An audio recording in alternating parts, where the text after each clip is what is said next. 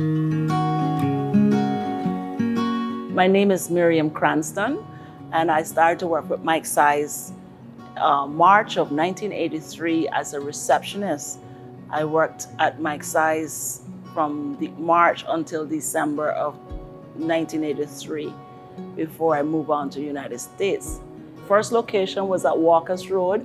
The ice plant was right on the side. It's the old ice plant for original, and it was the building was right next to the road, and in the back was the auto air conditioning, and it was centrally located. So it was at Walker's Road where I started with Mike's Ice. I was in charge of the ice delivery slips, sending out to people who wanted ice and the merchandisers and everything else. So I was dispatching the ice guys to different locations in the island when they needed ice. That was done on a daily basis. And yeah, I enjoyed myself doing that. It was a challenge because it was something totally different. And because I worked before at Public Works, and I says, okay, let me try something new. And I was hired right away. And Mike Brown and I and Joanne, we formed a bond because it was very family oriented. And I enjoyed that very much. They cared for one another. They cared for the employees. We had walk-ins, we had people who drive in, but we had the supermarkets and gas stations that we used to deliver ice to. And they would call in sometimes the day before that they would need X amount for the next day, and I would make sure I have a tally.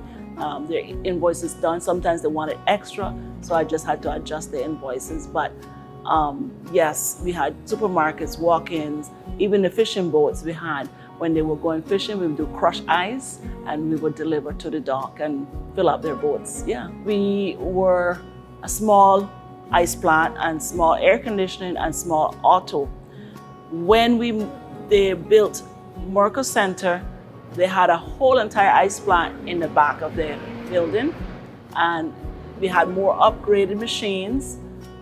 We kept some of the old ones, but we upgraded on the machines, and it's quite a difference. And even now in this beautiful building, it's really magnificent. It was really, really well done, how an ice plant ought to run. I can't believe this is just beautiful. Mr. Mike Brown would be very proud to see the ice plant being run the way it is.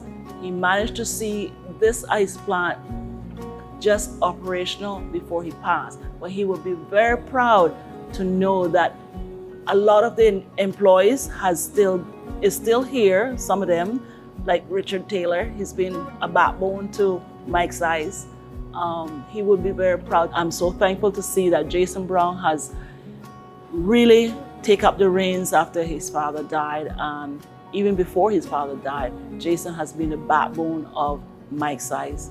You can rely on him. We used to have wonderful staff parties at Mike Brown's house. That was the life of the year. Everyone looked forward to having the staff party at Mike Brown's house because he used to go all out. And we really enjoy ourselves. Yes, that's one of the fondest. And I also remember during Hurricane Ivan, Mr. Mike Brown used to import his ice in containers and give to the community because there was no power. I always thought that was so commendable of Mr. Brown to just give out ice bags to each district. Yes, that is one of the things that stick to my mind, that Mr. Brown was that generous. He's always been generous, but that was really pulling and giving back to the community.